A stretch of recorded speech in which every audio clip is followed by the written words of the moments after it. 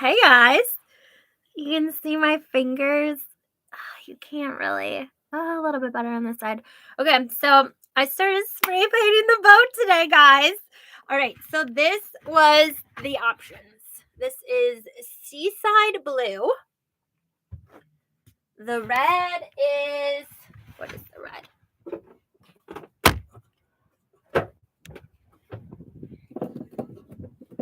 Majestic red. And then I have sun yellow. So the inside of the boat is mostly yellow. It's like wood accents and then yellow. So I messaged my friends. First I asked people on remote runaway, and then I asked whatever. So I messaged friends and family and texted them the three options after spray painting: the outside, the door, and the interior of the boat, to see their option, like what they chose. And they picked what I was thinking I was gonna do, which is blue. So colors, and it's like a preschool boat, but I don't care. Okay, so this is what the boat is starting to look like, guys. So you can no longer see the Semper Fi. It's blue on the side. It's starting to get pretty. And then the door paneling is all red. So they fit in like slots in this weird, my number 4 shaped door. So the door will be red, and then all this is going to be blue when it's in the water. So eventually I'm probably just going to have to invest in some more and provide it to whoever purchases the boat after me. But yeah, so that is, yeah, Semper Fi's covered up. Sorry, Captain D. So that's taken care of. And then Captain D is supposed to come over this week and help me saw these bad boys. We're going to hand saw those. And then I will just paint everything the blue color. Well, the outside. Maybe I'll do the cabin a different color. My cockpit. I don't know. I haven't decided. But the exterior for sure is going to be the blue. And then the door will be red. I could maybe do the cockpit red, but I feel like that's going to be a little overkill. And if I paint it yellow, I feel like that's going to be too many colors out there. It'll literally look like a preschool boat. But the inside will be yellow. I'm not going to paint the ceiling. I need to clean this up a little bit more from the last time I cleaned it.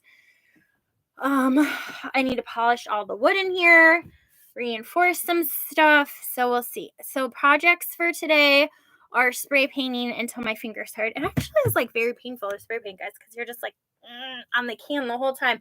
I'm gonna do a little bit on the inside, but I really need to organize and clean up the inside before I start spray painting. I should probably lay some tarp down or something so I don't get these white cushions dirty, because they're already pretty dirty. I've cleaned them a few times. I'm gonna have to just keep cleaning them. So yeah, but that's what's going on with that. And then I need to organize all this. Like, I can't even see my kitchen table, guys. Like, it's just a disaster zone since I got back from Wisconsin. And and I don't know, I need to glue some wood. I need to staple. This is like falling apart. So I need to staple this up.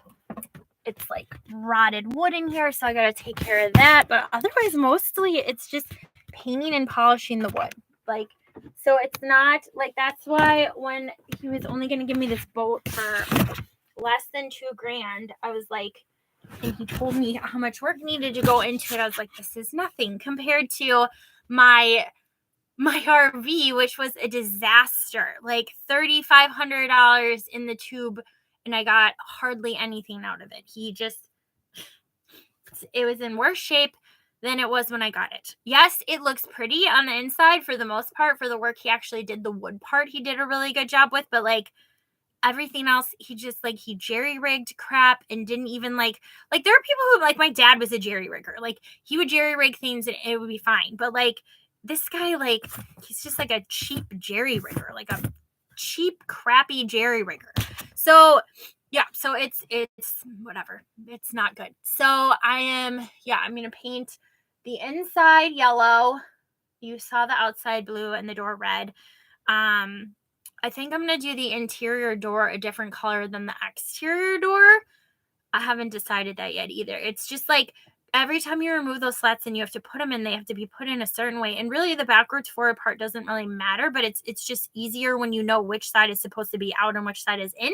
So if I paint them both the same color, I think I'm going to put like wall decals or something on the interior side.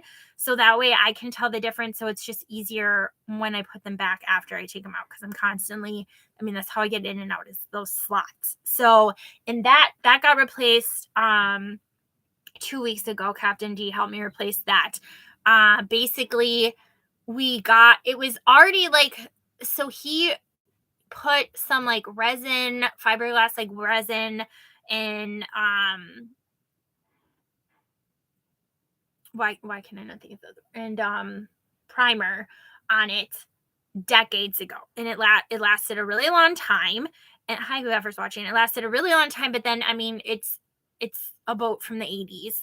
So when he got it, it was basically brand new. So he put that resin and the primer on it decades ago. And then I mean it just he sailed it all over the place. Like he took it to the Bahamas, he took it to the Caribbean, he took it to Mexico. I think he said like he took it everywhere. So like when it had a motor, when it was in its heyday, it no longer has a motor. It's very much retired boat right now. So yeah, so he did all this work to the door and the door was fine. And then I got it and it had already been pretty worn, pretty beat up. And then it just kept getting more and more beat up. And then I think there was a teeny tiny like crack when we left for Wisconsin in October. And then when we came back in November, there was a hole in the door. So the hole got more weathered and bigger from me lifting the panels on and off more times than not. And then Baxter noticed that the hole was getting big enough that he could possibly fit through it. So guess what, guys? My cat broke a bigger hole inside it. And then one day when I was coming home after we had been here for, I think it was the beginning of December, he finally got the hole. The hole was finally big enough that he could get out. And so I get back, I see him outside of it and I see hair around this hole, his like little around this hole from him smushing his little body through this hole so he could get out and play. So he basically made himself a little cat door. And so yeah, so I called Captain D. I'm like, we can't have this. And it's getting cold. Like I don't need this drafty boat in this hole that my cat's climbing in and out of and like scraping his hair all across it. Like eventually he's going to cut himself. Like it was not a clean hole. It was like you could tell he had been chewing on it and it had already been like warped and wearing down from previous whatever weather damage and age. So yeah, so we went to Lowe's and bought wood, and then I like heaps basically cut the shape of the previous door and then put in the new door. And so yeah, so that's what I painted. And so he told me I needed to put some resin and primer on it to keep it from damaging and like to weather it. So we originally were going to try to get like a different type of material, not wood. Like it was going to be like a plastic or something. And then we couldn't find it at Lowe's. We probably could have shopped around a little bit, but we're on like a big island with a bunch of small towns that don't have a lot of options as far as hardware stores are concerned. So we went to Lowe's, we bought some wood and then came back and I went to Walmart. I bought the resin and the primer at Lowe's. It's very freaking expensive at Lowe's, guys. Just saying. So then I went to Walmart and I saw the spray paint that already had a primer resin coating in it and was all purpose and whatever, weather resistant. It could go on wood, metal, plastic.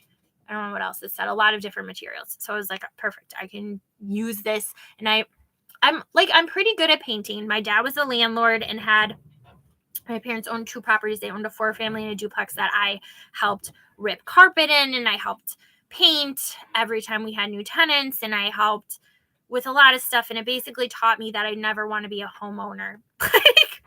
And I don't like doing renovation projects at all. I can do them. I'm okay with them.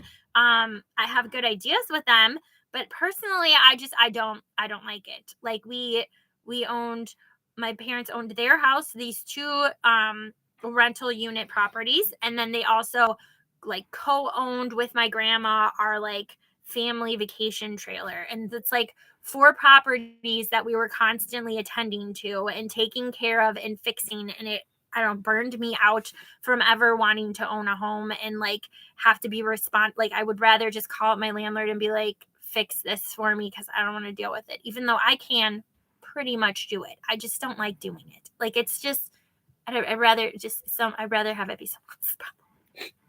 I know that sounds bad.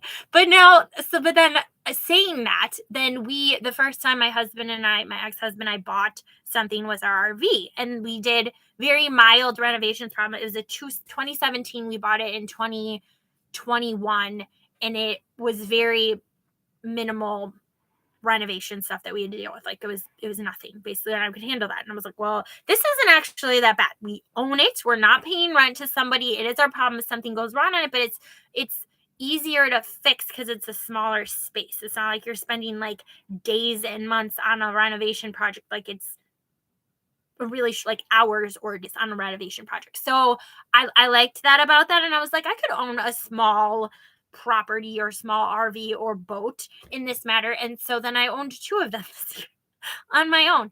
And basically just put someone else that I barely knew in charge of the renovations of the RV, and it was a nightmare. And this one I have a lot more control over because Captain Dean are like working together on it, and then I'm getting other friends to help me with stuff and doing other stuff myself. And it's a smaller scale renovation project. Like I don't know. For whatever reason, I think having a big project after you get divorced or have like some breakup after being with someone for a long time is like a good idea. Like I painted a bunch of furniture and sewed a quilt when my college sweetheart and I broke up, and they were good distractions and like creative outlets and like emotionally like, I don't know, intensive and draining. So I didn't need to focus on, my breakup as much. Or I mean, I did. I processed it. I went through it. It wasn't as painful, I guess, because I had a really good distraction and I had something that like if I was moping around or feeling sad, I'm like, nope, I'm gonna go work on my quilt or I'm gonna go paint my table or whatever. And so apparently because I was with Aaron for double the amount of time that I was with Adam, and because I had been married to Aaron and I had only dated Adam, I thought I was going to marry Adam, but it didn't happen. And I thought I was going to have a family with Aaron, and it didn't happen. So 3rd time's a charm, maybe, guys. I needed apparently larger scale projects like painting furniture and sewing a quilt just wasn't going to be enough for me. I needed to buy a boat and an RV and renovate both of them, except I was, I don't know, emotionally devastated for the RV project. And some guy made promises to me and I believed him and he screwed me over. So now I'm smarter for the boat renovation project, but it's slow. It's slow going, guys. Yeah, and then as far as like the floor and the ground stuff, like this stuff, a lot of it is just like, I don't know, it's dirty. I've cleaned it a bunch of times. I feel like maybe I should paint over it, but I don't really know if that's the best decision. And then like this top portion is painted or was painted, but the bottom is not. But it needs to be painted desperately. And I will probably be, yeah, that's pretty much my update on the boat and the renovations that are underway. So I will give you guys a tour once everything's done, now that you got a pre-tour, or I'll probably give you a tour when I'm like halfway or something, like when I'm done with one thing, because I'm not obviously gonna be done with the whole thing at the end. There'll be like a grand reveal at the end. But yeah, not right now. Okay, that's it. Thanks for watching and listening. I'll be reading to you in a little bit. Bye.